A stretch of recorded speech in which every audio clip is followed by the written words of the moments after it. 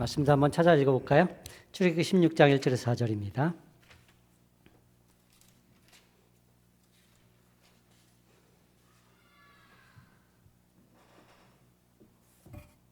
출애굽기 16장 1절에서 4절 하나님의 말씀입니다. 구약성경 106쪽 정도에 있습니다. 같이 읽겠습니다. 이스라엘 자손의 온 회중이 엘림에서 떠나 엘림과 신의 산 사이에 있는 신광야에 이르니 애굽에서 나온 후 둘째 달 15일이라. 이스라엘 자손 온 회중이 그 광야에서 모세와 아론을 원망하여 이스라엘 자손이 그들에게 이르되 우리가 애굽 땅에서 고기 감아 곁에 앉았던 때와 떡을 배불리 먹던 때에 여호와의 손에 죽었더라면 좋았을 것을 너희가 이 광야로 우리를 인도해 내어 이 온 회중이 죽여 죽게 하는도다. 그때 여호와께서 모세에게 이르시되 보라 내가 너희를 위하여 하늘에서 양식을 비같이 내리리니 백성이 나가서 일용할 것을 날마다 거둘 것이라. 이같이 하여 그들이 내 율법을 준행하나 아니하나 내가 시험하리라. 아멘.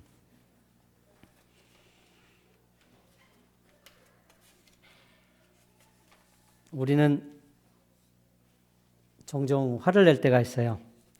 화가 나죠? 화를 내는 것은,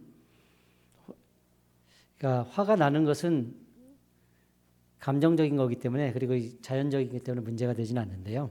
화를 다스릴 때 어떻게 처리하느냐는 이게 죄가 될 수도 있습니다. 그래서 화를 잘 다스리는 게 참 중요하죠. 우리는 언제 화를 내나요? 화가 언제 나죠? 마음에 안 되는 일이 있을 때, 아니면 아이들이 말을 너무 듣지 않을 때, 때로는 정말 말도 되지 않는 요구를 하면서 욕의 욕을 계속 해대는 직장 상사, 화가 날 수 있죠.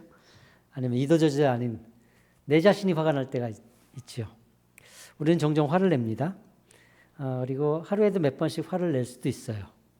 운전을 하다가 버럭, 일을 하다가 또 버럭, 드라마나 영화를 보다가 또 버럭, 누군가에게 어떤 사람에 대한 이야기를 듣는데 그 사람이 너무 얼토당토 안 해. 그래서 또 버럭 이럴 수 있다는 거죠.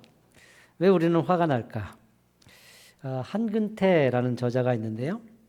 그분은 일생에 한 번 고수를 만나라 라는 책에서 사람들이 화내는 이유를 한 5가지로 정리했어요. 그 하나는 삶의 불만족이라는 거예요. 삶이 자기 마음에 들지 않을 때 화가 난다. 그러니까 삶의 마음에 안 드니까 자신에게 화가 나 있고, 그리고 이 화를 발하게 된다는 거죠. 두 번째는요, 교만이라고 합니다. 자신을 대단한 사람으로 생각하면요, 화나는 일이 많아지는 거예요. 그러니까 화를 자주 내는 사람은 어떻게 본다면 일종의 교만한 사람일 수도 있겠다라는 생각이 듭니다. 세 번째는 습관적으로 화를 낸다는 거죠. 습관적으로 화를 내는 사람은요, 자기를 제외한 모든 것이 마음에 들지 않아. 그냥 화가 나. 저는 이것이 교만의 내면화가 아닌가 싶어요. 더 많이 깊어진 게 아닌가. 이것도 일종의 교만이라는 생각이 듭니다. 습관. 네 번째는 자제력 상실인데요. 자제력을 잃기 때문에 화를 낸다는 거죠. 무술로 치면요, 내공이 약한 사람인 거예요. 그러니까 너무나 하수라 화를 다스리지 못하는 거죠. 화가 나면 좀 다스릴 수 있어야 되는데 그거에 늘 지는 거죠. 그래서 워럭 해놓고 나중에 후회하고 이렇게 된다는 거죠. 5번째는 잘못된 기대. 남들이 자신과 같기를 기대하기 때문에 화를 낸다는 거죠. 나와 같지 않으니까, 내 생각과 같지 않으니까 화를 내죠. 그래서 내 뜻대로 안 되니까 또 화를 내죠. 우리도 종종 화를 낼 때가 있죠. 이 5가지 그 카테고리 중에 어떤 화가 우리가 종종 내는 화인가요? 우리는 화를 낼 때 가끔 이런 말을 해요. 내가 화 안 내게 됐어. 이 말은 화내는 게 당연하다라는 뜻인데, 참 당연한 화가 있을까라는 생각도 들기도 합니다. 하나님께서 화를 내실 때는 분명 이유와 목적, 방향이 있어서 화를 내시는데, 우리가 화를 낼 때도 그런 이유와 목적, 방향이 분명하게 있는 것인가, 아니면 그냥 불현듯 그냥 끌어오르는 것인가. 이스라엘 백성이 광야에서 화를 종종 냈는데요. 어떤 점에서 본다면 이스라엘 백성은 이 광야에 원해서 나온 것이 아닐 수도 있겠다라는 생각이 듭니다. 쫓겨난 거죠. 어떤 측면에서는 쫓겨난 거죠. 모세가 이 백성을 데리고 나가겠다고 했고 백성은 동조한 것은 있어요. 그렇지만 결과론적으로는 쫓겨났죠. 마음속엔 그런 마음도 있었어요. 이 애굽의 종보다는 그래도 자유인이 낫지 않겠어? 라는 마음이요. 하지만 자유를 얻어서 광야로 나오니까 광야는 그야말로 아무것도 없는 곳이잖아요. 자유는 있으나 먹을 것도 없고 마실 것도 없고 그 무엇도 제대로 누릴 것이 없는 바람과 모래와 뜨거운 태양만 가득한 곳, 광야죠.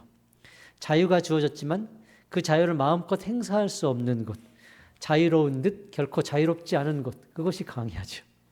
거기에서 그들은요, 자유로운 듯 자유롭지 않은 그것도 불만이지만 먹지 못해. 사람이 먹지 못하면요, 신경이 날카로워지고 화를 낼 수 있어요. 극도의 배고픔은, 그러니까 밥때가 됐는데 밥을 먹어야 되는데 먹지 못하고 시간이 계속 끌리면서 시간이 끌리는 이유도 하찮고 별거 아닌 이유로 끌리면 화가 날 수 있다라는 거죠.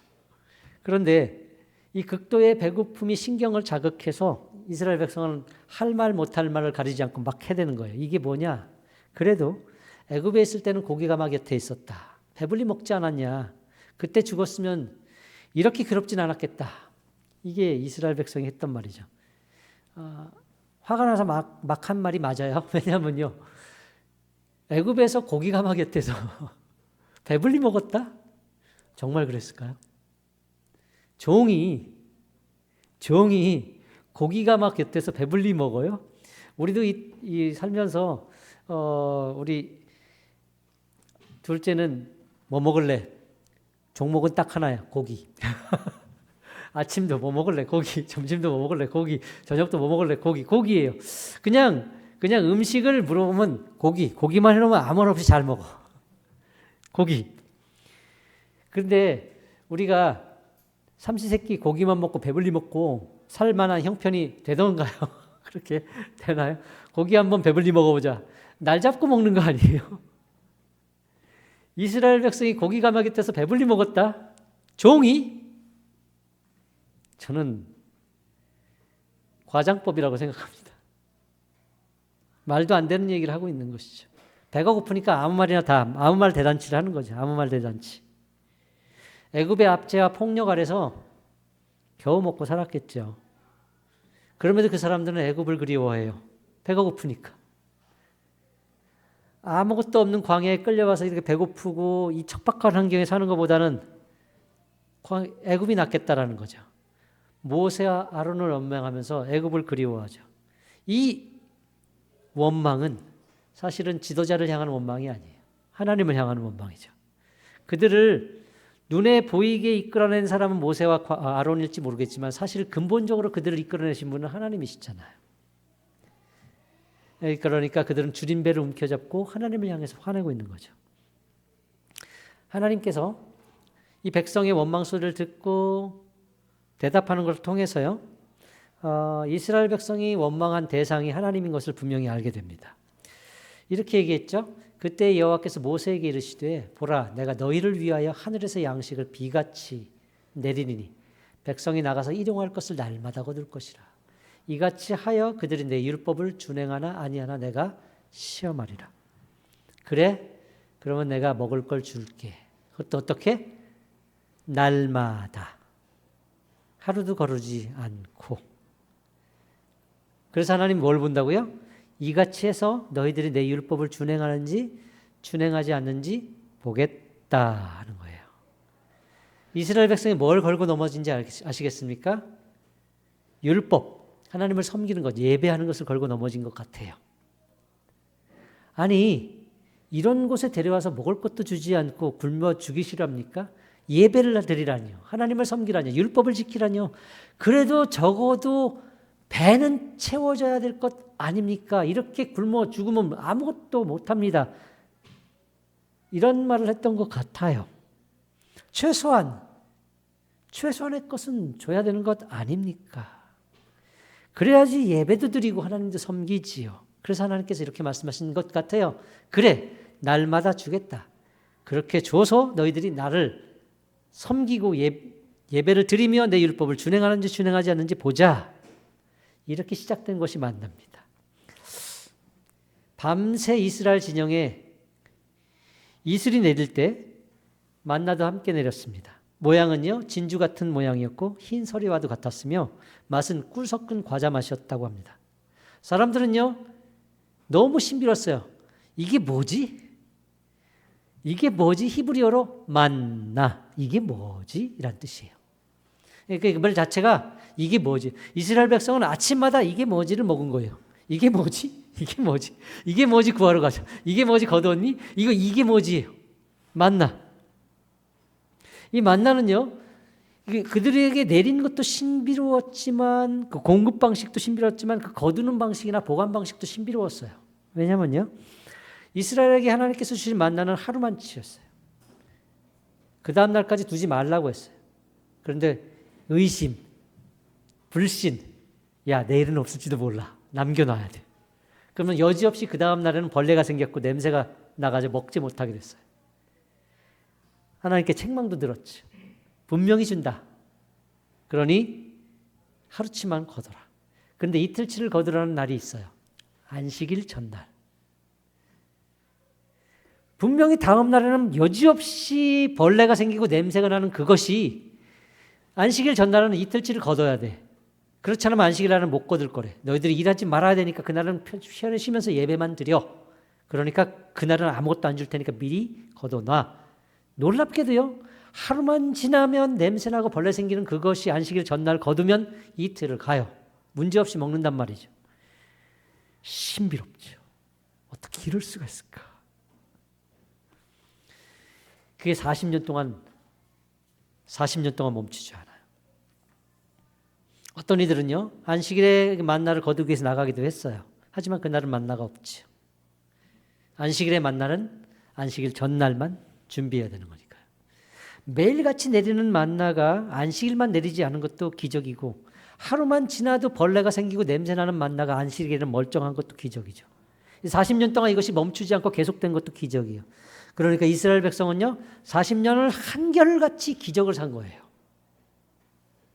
한결같이 기적을 산 거예요. 이스라엘의 광야의 삶 하루하루는 기적의 연속이었죠. 하나님께서 이스라엘 백성에게 만나를 주신 이유는 살리기 위함입니다. 죽음의 땅 광야에서 그 백성이 생존할 수 있도록 허락하신 하나님의 은혜였죠. 그리고 이 만나는 우리 구주 예수 그리스도를 상징하죠. 하늘에서 내려온 생명의 떡이 되신 우리 구주 예수 그리스도.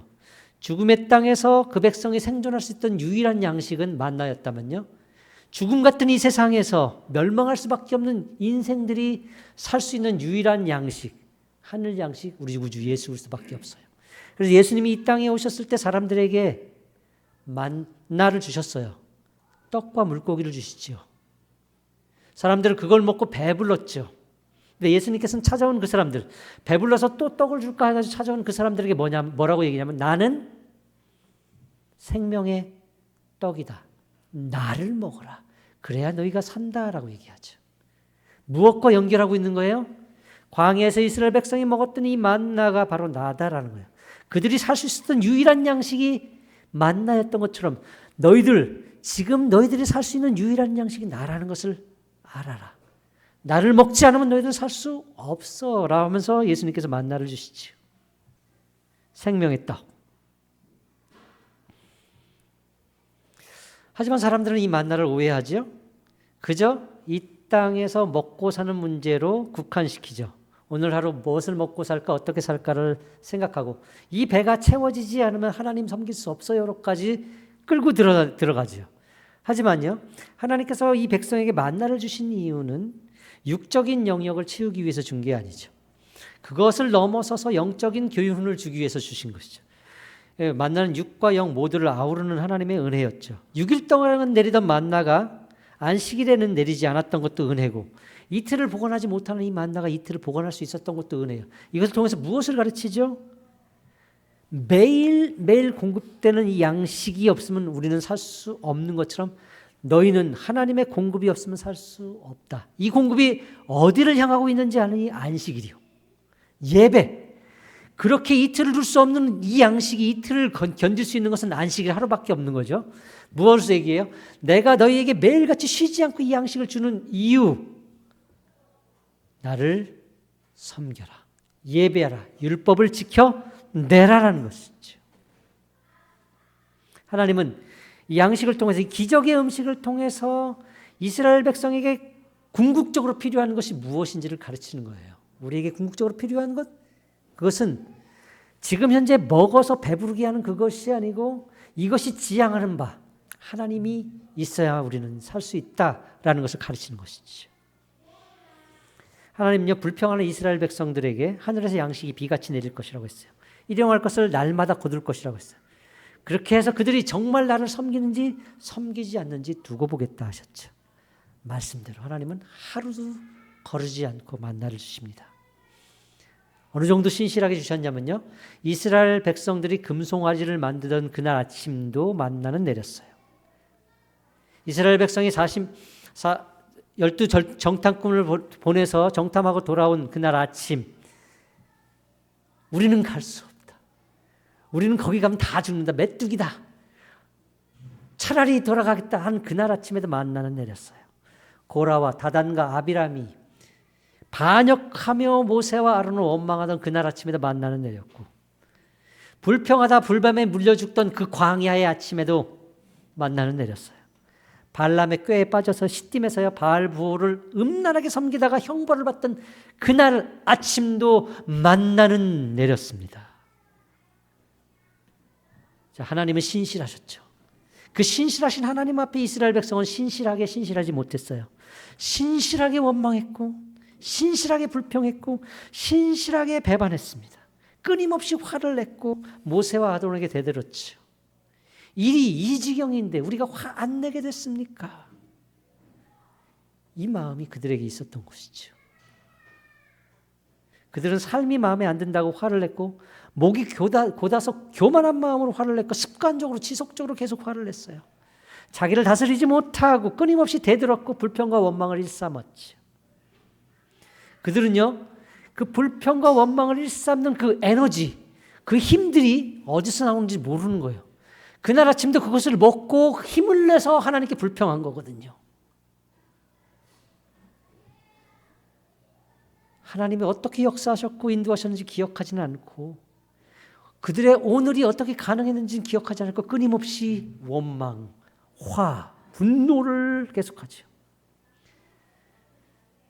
누가 더 센지 아시겠습니까?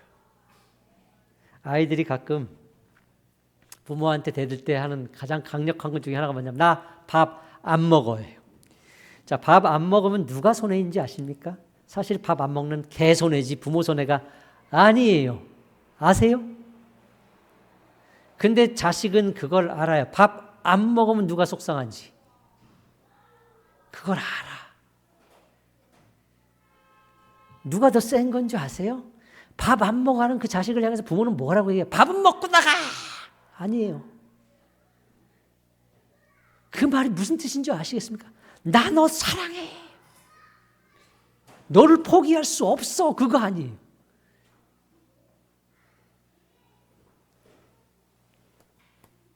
이스라엘 백성은 만나를 먹고도 배반하고 원망하고 화를 내지만, 하나님은 그 다음 날도 끊임없이 먹어라.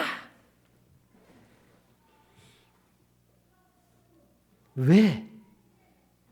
나를 섬겨라. 저는요, 개인적으로 신앙의 성숙은요, 감사에 있다고 생각합니다. 자녀들이 부모의 은혜에 감사하고 고맙다고 얘기한다면 성숙하고 있다는 증거예요. 예전에는요, 해준 게 뭐냐고, 친구는 누구 집에는 무엇도 있고 무엇도 없고, 나는 그런 거 하나도 없어. 해준 게 뭐야? 누구랑 비교해서 없는 것을 내세워서 대들죠. 철없을 때 그래요. 근데 철들면 어떻게 되죠? 없는 걸 보는 게 아니고 있는 걸 봐요. 이것도 해주셨고 이것도 해주셨고 이렇게 해주셨어요. 감사해요. 이 감사합니다, 고맙습니다라는 말을 할 때 이 아이가 많이 컸구나, 성숙했구나, 생각하죠. 영적인 원리에서도 같다는 거 아십니까? 지금 이 모습 하나님 은혜입니다. 감사합니다라고 얘기할 수 있다면 성숙한 거예요. 이 모양 이 꼴인데도 받은 게 더 많아요 라고 얘기한다면 성숙한 거예요. 그런데 받은 것 하나도 보이지 않고 비교해서 없는 것만, 지금 힘든 것만, 내가 지금 이 모습이 이게 뭐냐, 이럴 수는 없는 거 아니냐, 이러면 안 되는 거 아니냐, 하나님은 계신 거 맞냐, 이러면 덜 자란 거죠. 미숙한 거죠. 아직도 갈 길이 멀다라고 할 수 있는 거죠. 놀라운 건 바로 여기 있어요. 놀라운 건 그래도 먹이셔요. 그래도 만나를 주세요. 광야에 나와서 다 굶어 죽겠다, 화난다, 막 불평하고 원망하니 원망의 방향이 하나님인데 하나님은 그 소리를 들으시고 그래 만나 줄게, 매출하게 줄게 하시잖아요. 그리고 준 그 순간부터 멈춘 적이 있어요? 저라면 괘씸하면 바알보를 섬긴다든지 하나님께 대든다든지 원망에 원망을 일삼으면 한 2, 3일은 만나 끊겠어요. 뚝 끊었다가 죄송해요, 잘못했어요. 그러면 이제 만나 절반쯤 줬다가 정말 잘했어요. 그러면 이제 한 그릇 대기 주면 그러면 정신 차리지 않겠어요? 그러지 않으시더라는 거예요. 하나님은. 오늘도 태양이 떴죠. 어제도 떴어요. 내일도 뜰 거예요. 모레도 뜰 거예요. 이게 만나예요. 끊임없이 똑같이 반복되고 있는 이게 만나예요. 하나님께서 자연 만물을 지으시고 다스리시며 통치하고 계신데 우리의 괘씸한, 우리의 불순종, 우리의 악함과 상관없이 하나님은 동일하게 이 자연이 움직이게 하세요.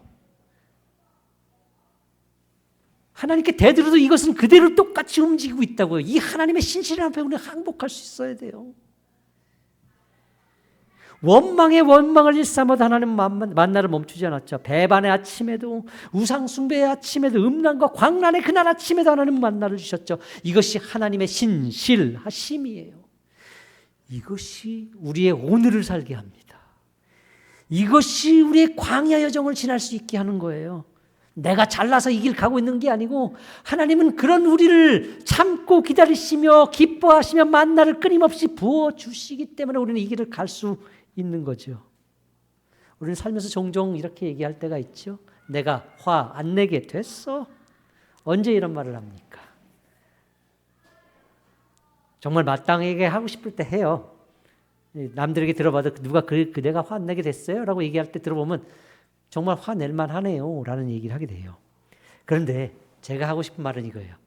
그 순간에 화내지 않고 감사해 본 적 있으신가요? 감사해 본 적 있으신가요? 분노가 치밀어 오를 때 화내는 것이 정말 마땅하다고 생각한 그 순간 감사해 본 적 있습니까? 화가 오를 때 멈추래요. 그리고 숨을 깊이 들어 마시래요. 아직도 사그라들지 않으면 다시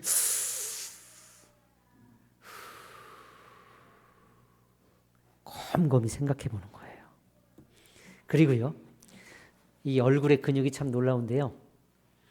억지로라도 웃으면요, 그러면 뇌에서 웃는다고 판단해서 웃는 것에 해당되는 호르몬들을 분비한대요. 억지로 웃어보는 거죠. 화를 날 때 참고 내쉬고 웃음을 짓고 하나님 그래도 감사합니다. 하나님 감사합니다. 라고 해보세요. 할 수 있다면 성숙한 겁니다. 조금이라도 잘한 겁니다.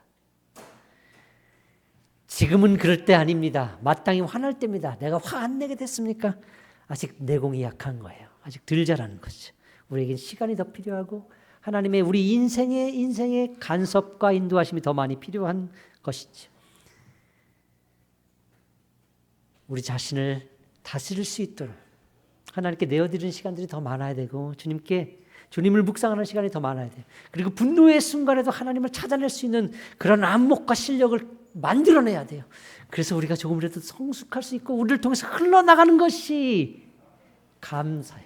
하나님의 영광이 될 수 있도록 우리는 노력할 수 있어야 됩니다. 이것이 진정한 성도 아니겠습니까? 이런 모습을 볼 때 세상이 놀랄 거예요. 그래도 교회는 다르구나.